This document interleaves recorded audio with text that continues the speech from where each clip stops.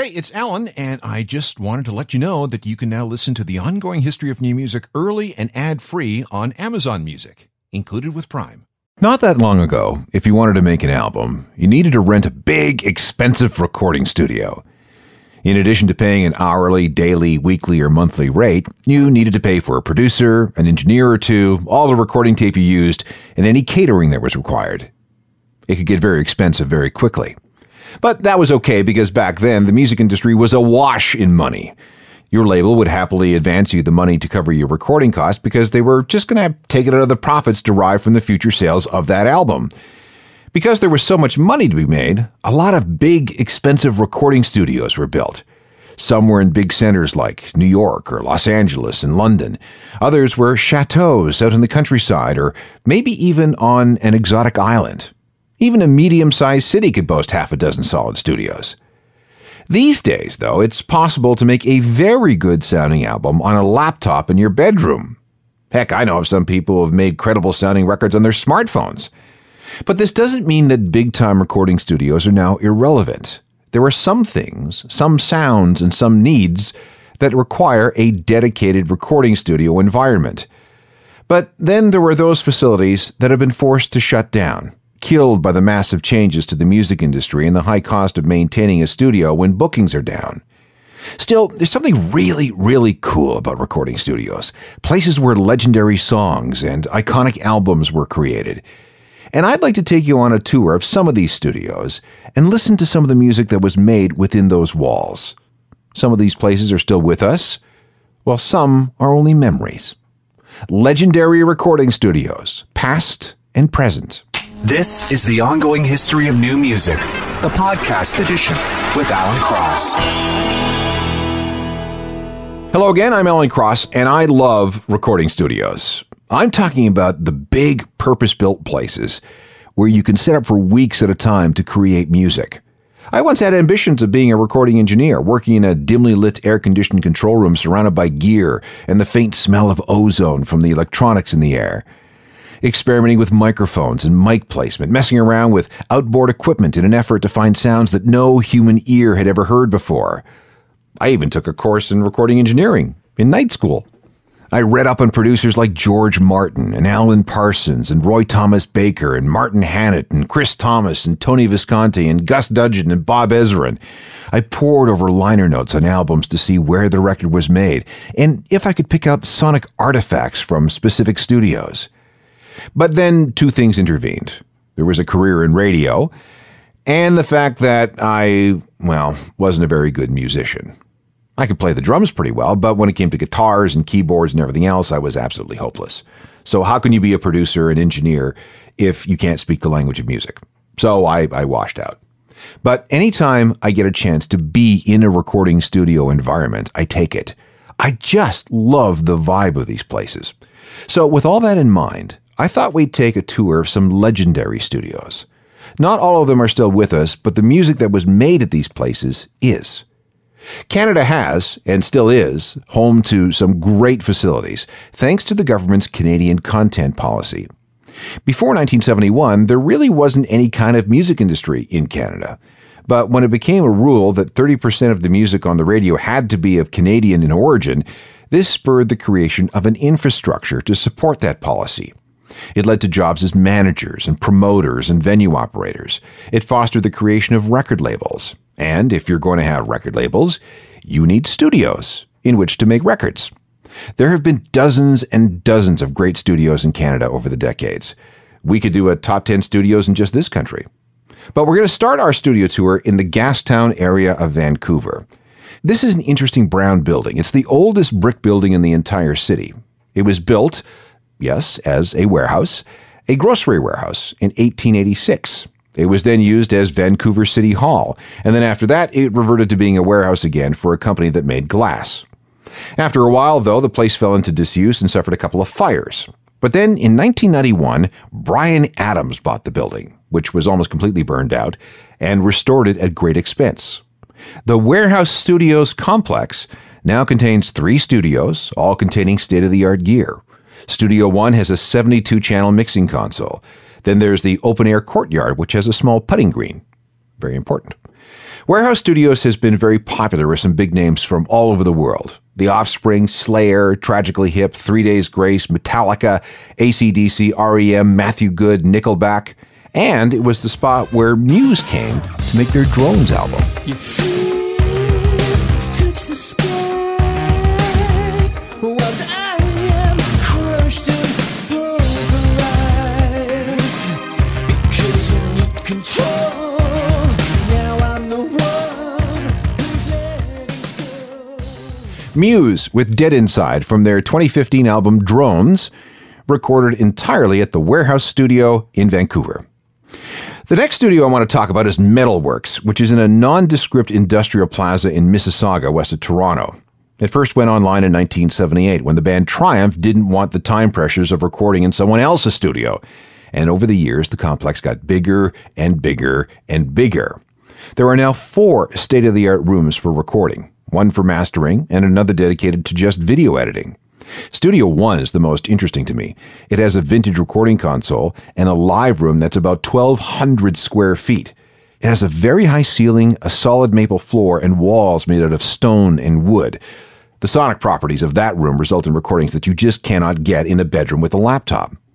Over the decades, Metalwork has been hired out by Prince, Guns N' Roses, David Bowie, Drake, Katy Perry, Rush, and dozens more. And it's the go-to place for a lot of Canadian acts. Our Lady Peace, Sum 41, Bare Naked Ladies, Billy Talent, and Alexis on Fire.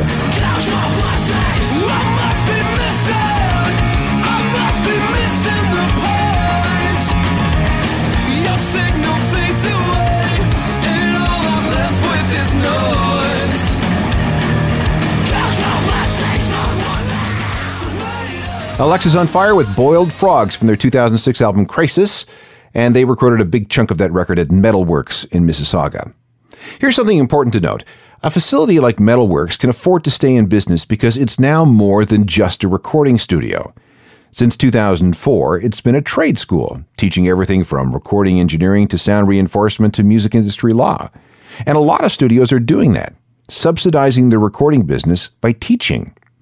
Little Mountain Sound in Vancouver, a place favored by Metallica, AC/DC, Motley Crue, Bon Jovi, and Aerosmith, couldn't make it after a while and eventually evolved into the Nimbus School of Recording and Media and is run by Garth Richardson, son of the famous Canadian producer Jack Richardson, and is co-owned by Bob Ezrin, the famous Canadian producer of Pink Floyd's The Wall and a ton of Kiss records.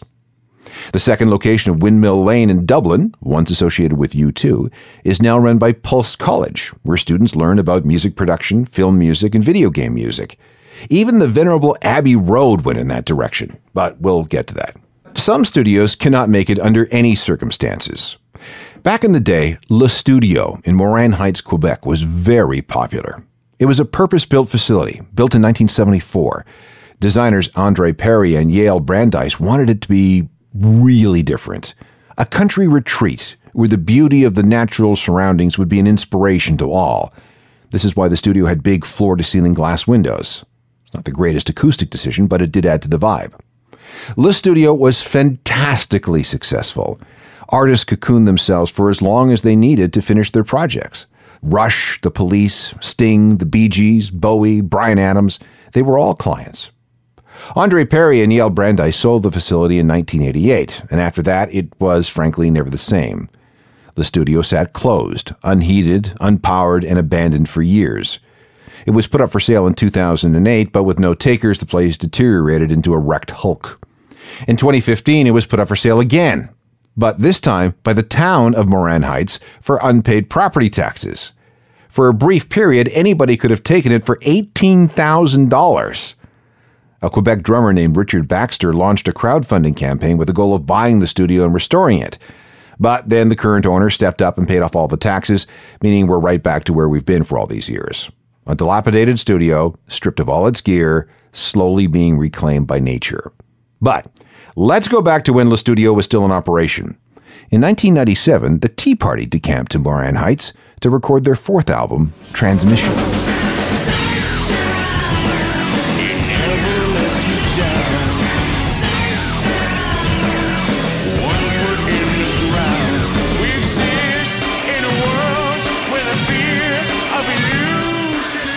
The The Tea Party, clients of the former Le Studio in Morin Heights, Quebec.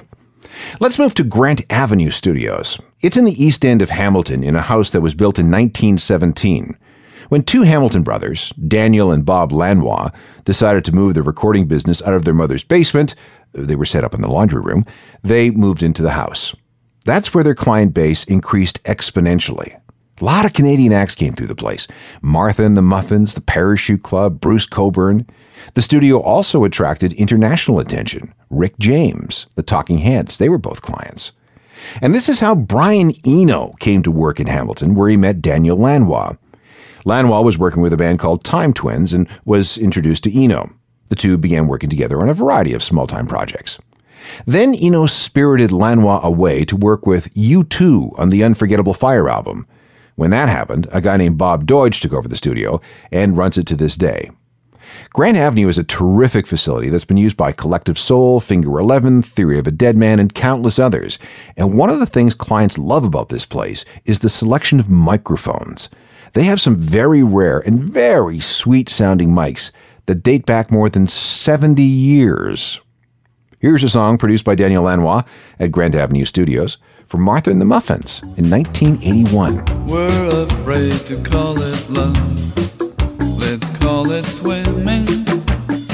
We're afraid to call it love. Let's call it swimming. We're afraid to call it love. Martha and the Muffins, one of the many great songs recorded at Grant Avenue Studios in Hamilton. Next, we're headed to California for a visit to a studio so legendary that Dave Grohl made a movie about it. You're listening to The Ongoing History of New Music, the podcast edition with Alan Cross.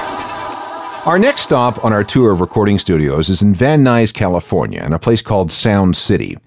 It was built by the Skeeter family in 1969 during a frenzy of studio building that took place to satisfy the demands of rock and roll. And the first guy to use the place was Neil Young for his After the Gold Rush album. This is where Fleetwood Mac recorded Rumors. The first Rage Against the Machine album was done here. Tom Petty's Damn the Torpedoes. Metallica, Johnny Cash, REO Speedwagon, Nine Inch Nails, Grateful Dead, Weezer, Red Hot Chili Peppers, Tool, Blind Melon, Slipknot, Queens of the Stone Age. They and dozens more used the studio. Why? Well, a lot of it had to do with the vintage analog gear. There was a warmth to the studio that artists really, really loved. But like a lot of studios from that era, it has since closed down. You can blame the economy. You can blame it on the state of the music industry. You can blame it on the tremendous expense of upkeep, maintenance, and keeping up with technology. The last bands to record at Sound City were the Arctic Monkeys for their Suck It and See album, and Everclear's Return to Santa Monica. The place was stripped of gear, and it was shut down for good. But Dave Grohl of the Foo Fighters would not let it go. He bought one of Sound City's mixing consoles and moved it to his private home studio. And then he felt something had to be done to preserve the memory of this piece of rock and roll infrastructure. So he directed a documentary called Sound City, which he says is a film about America's greatest unsung recording studio. Deep in California's sunburnt San Fernando Valley, tucked away behind the tracks and dilapidated warehouses, it was the birthplace of legend. It was home to a special few, intent on preserving an ideal. And Dave Grohl went on to interview maybe 200 people about Sound City. So why is he so big on making sure that everybody remembers Sound City? Well, might be because this album was recorded there.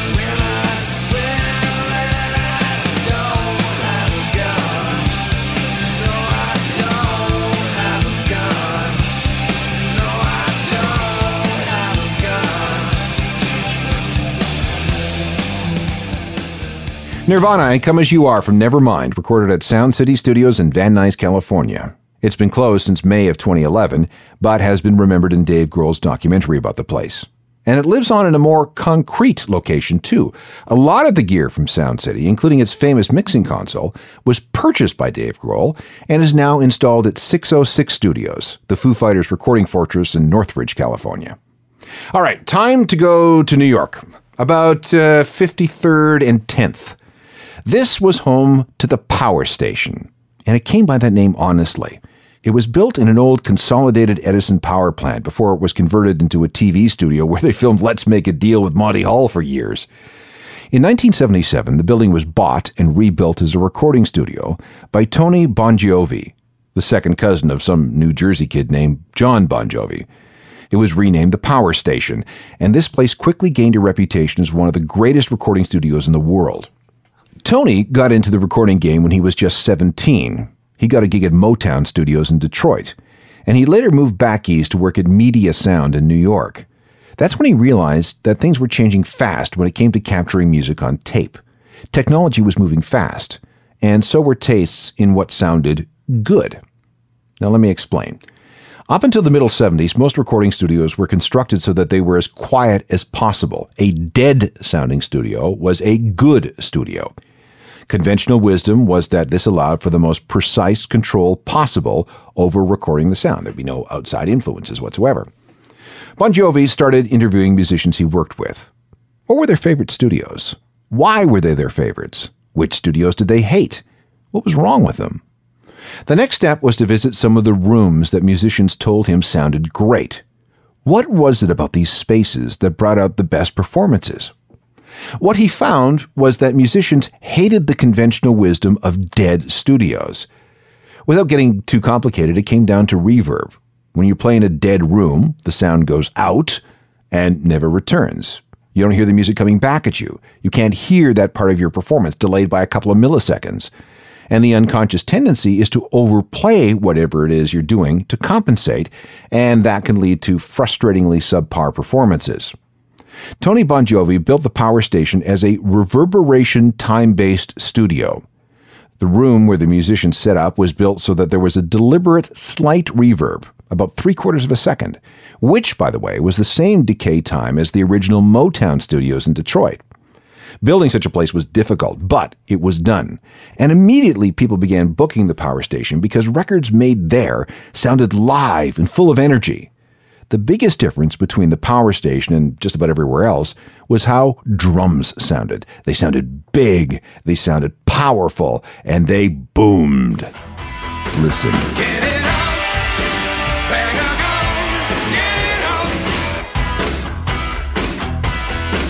Get it on, bang a gong, get it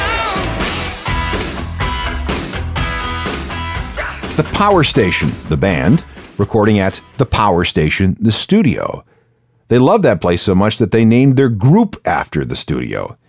And you see what I mean about the sound of the drums? Yes, there was some additional studio trickery used on Tony Thompson's kit. Devices called noise gates were used, but you could not get that kind of sound without the drums being played in a room without those special ambient acoustics. The Power Station, the studio, their approach was so popular that it changed the way many rock recordings were made for years. Instead of doing something called close miking, which means placing microphones very close to the drum heads in order to capture a tight, dry sound, studios, engineers, and producers and artists began to demand bigger drum sounds. And the only way you can get a big drum sound is in a big room with a specific type of natural room reverb. Now, you can simulate those effects electronically, but you can't simulate the kind of performance that you get out of the musician playing and reacting to those live acoustics in real time. See what I mean about not being able to make certain types of records in bedrooms? The Power Station still exists, although it's not called that anymore. The name of the facility is Avatar Studios, and it is still quite amazing. Now we're off to rural France for a place known as Chateau de Hérouville. Back in the day, this place was amazing. It was an honest-to-God French chateau that was built in 1740 on the remains of an earlier building that dated back to sometime in the mid-16th century. 2 wings, 30 rooms, a swimming pool, a tennis court, a series of outbuildings, and all set on 42,000 acres of parkland. They called it France's Abbey Road. In the 60s, it was bought by a composer named Michel Manga, who turned the whole place into a recording studio. He turned one wing into one of the first residential recording studios in the world. Not only could you live and work at the studio, Manga was also a very interesting host. There were lots of parties, plenty of booze, many drugs, and not infrequent sex parties. Musicians began flocking to the chateau. I mean, wouldn't you? The Grateful Dead not only recorded there, but played a show on its grounds. In 1972, Elton John named an album after the place, the first of 3 albums he recorded there. Pink Floyd, T-Rex, David Bowie, Fleetwood Mac, they all recorded at the Chateau, and so did Iggy Pop. He was there with Bowie to record his 1977 album, The Idiot. And this is one of the songs that was born there. And it's a song that was a hit for Bowie 6 years later.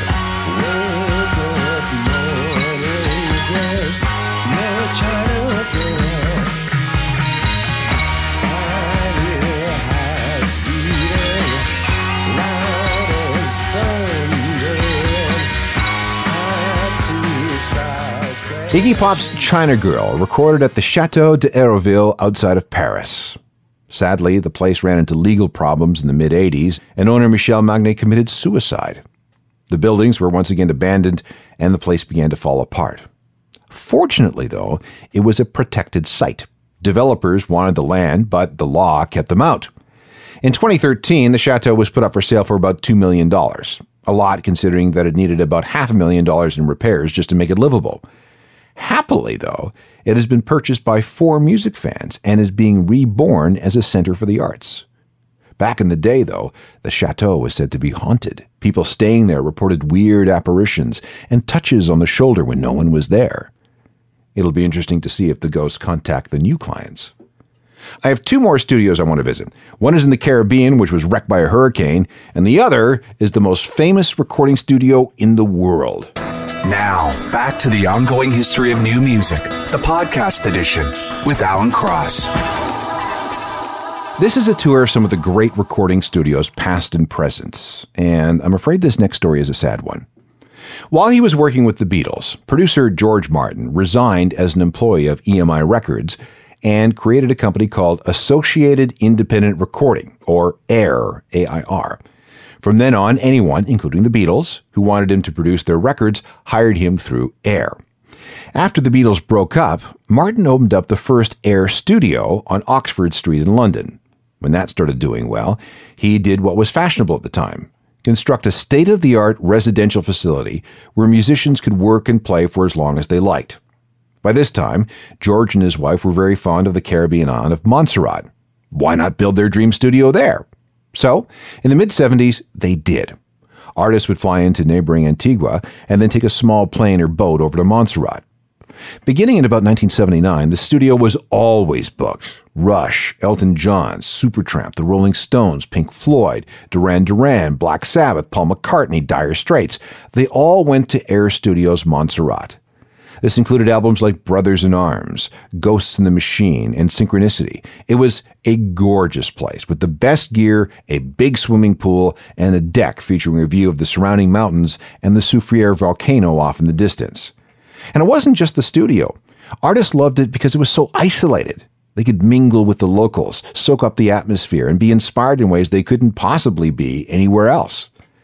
But after 10 good years, disaster struck. Well, 2 disasters, actually.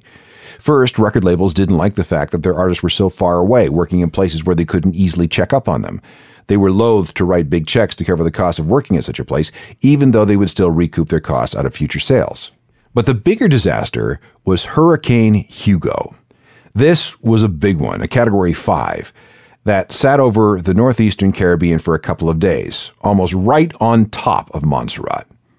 Out of the 12,000 people who lived on the island, 11,000 were left homeless. The coastline was battered by 6-meter storm surges. There were mudslides, and flooding caused basic utilities to be out for weeks. 21 people were killed on the island, and the total damage was estimated at $200 million, which is a lot for an island with a GDP of about $40 million. AIR Studios did not survive. The buildings were still standing, but from the moments after Hurricane Hugo struck, there was nothing salvageable.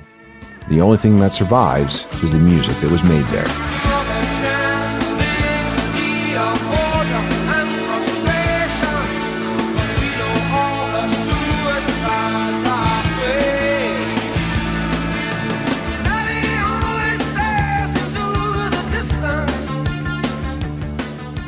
The Police, from their 1983 album Synchronicity, recorded in Sir George Martin's AIR Studios in Montserrat, which has been turned into modern ruins thanks to Hurricane Hugo in 1989.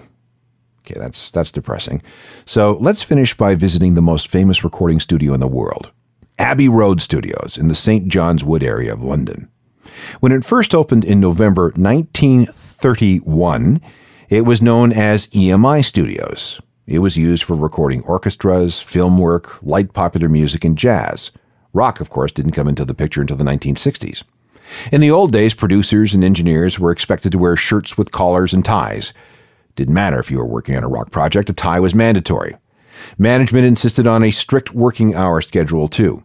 A bell still goes off in the building at 9 a.m. to herald the start of the workday.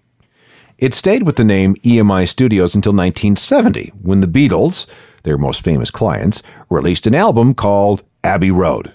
The publicity was too great to ignore, so they changed the name. Now, if you look at the front cover of that album, you can see the entrance to the studio just above Paul McCartney's head. That gate in front of the studio and that crosswalk are still there, and people come from all over the world to stop traffic and to write graffiti on the wall that runs along the sidewalk in front of the building. When it gets crazy and all crowded, it's given a new coat of whitewash and the graffiti starts all over again. There were 3 studios at Abbey Road. Studio 1 is huge. It's like a gigantic gymnasium, 2.5 stories tall. It's used for symphonic work and film scores. And one of the times I was there, a 65-piece orchestra was putting the finishing touches on the soundtrack to the final Harry Potter film. It's the same room where John Williams did the score for Star Wars. Studio 2 is also quite big, probably the size of a basketball court, and again the ceiling is 2 stories tall. The control room is on the 2nd floor and looks down into the space where everything gets set up. This is the most famous of studios. The Beatles did all their work here. Pink Floyd, Oasis, Muse, Elbow, Iron Maiden, The Killers, The Hollies, Radiohead, U2. Studio 3 is on the main floor, not too far from reception. Compared to Studios 1 and 2, it's quite small and intimate, only 1 story tall.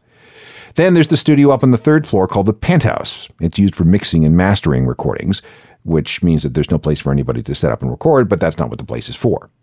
There was real concern about the fate of Abbey Road in 2010 when EMI ran into financial difficulties and the place was put up for sale.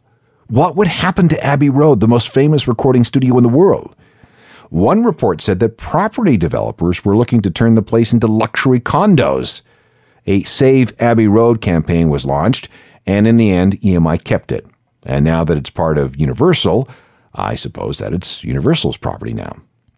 Meanwhile, the British government has declared Abbey Road to be a Grade 2 listed building, which means it's a building of special architectural or historical interest. This means that if anybody wants to mess with the place, they need special permission. And even then, there can't be any major structural changes. So, the future of Abbey Road is safe for now. And if it were to be put up for sale, people like Paul McCartney and Andrew Lloyd Webber have said that they'd be up for buying it. I've been lucky enough to have 2 private tours of Abbey Road. Their microphone collection dates all the way back to when they opened in the 1930s. And when I looked at one ancient microphone in Studio 2, the woman showing me around said, "You know, if you analyzed that one for DNA, you'd find a bunch of John Lennon in there." The place is littered with gear and instruments that go back decades. When I asked about an old piano that was just shoved up against the wall, my guide said, "Oh, that thing? That was one of the pianos used for the final chord on the Beatles' A Day in the Life. They used 4 or 5 of them for that chord. The rest of them are, they're around here somewhere." On my first tour, I was allowed to tiptoe through Studio 3, where Florence and the Machine were set up recording what would become the Ceremonials album. "Don't touch anything," I was told. But I did. Don't think I heard anything. It's always darkest before the dawn. Check it out, check it out, check it out, check it out. Oh, check it out, check it out, check it out, check it out. Oh, and it's hard to dance with the devil on your back, so shake him out.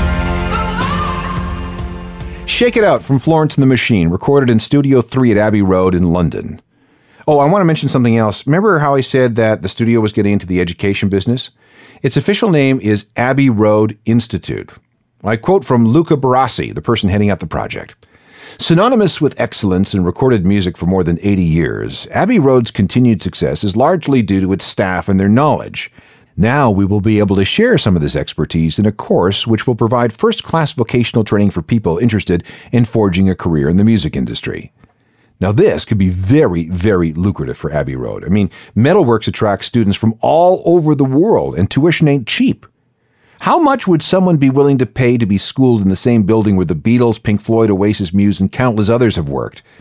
You know, if this had been available to me when I was dying to become a recording engineer, I might have sold several internal organs and a limb or two just for a chance to work there. Pro recording studios have been in crisis since the beginning of the millennium. Not only are they expensive to maintain, plus all the gear needs to be upgraded on a regular basis as technology advances and clients demand ever more sophisticated equipment, but recording budgets are nowhere near what they used to be. Advances in tech have allowed musicians to record professional-sounding records at home. One studio guy told me, unless you need a room to record a specific live drum sound, or unless you're doing a movie score that requires a large orchestra, people are opting not to use big studios. And yes, there is something about the vibe of a professional recording studio that can be very inspirational, but if you can't afford it, you can't experience it. And the big studios cannot afford to sit empty, and that's why so many of them have gone the educational route.